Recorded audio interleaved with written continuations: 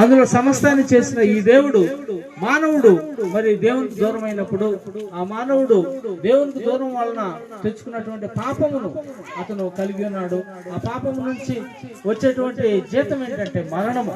ఆ మరణాన్ని తప్పించుకోవాలంటే మానవుడు వల్ల కాదు. ఆ పాపం నుంచి విడుదల పొందుకోవడానికి మానవుడు ఎన్నో ప్రయత్నాలు చేస్తున్నాడు. అయితే వాటన్నిటి ద్వారా మానవునికి ఎంత మాత్రం కూడా విడుదల విమోచన లేదు.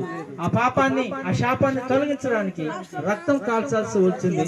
అయితే అది జంతువుల రక్తము, మానవుల రక్తము, పశువుల రక్తము, మరి కోళ్ల మేకల రక్తము మానవునికి పాపక్షమాపణ ఇవ్వలేని పరిస్థితుల్లో దేవుడే ఈ లోకానికి మానవుడిగా వచ్చి మానవుడి స్థానంలో మరి ఆయన సిలువలో రక్తం కాల్చాల్సి వచ్చింది. మానవుని యొక్క శిక్షకు వెల చెల్లించాల్సి వచ్చింది.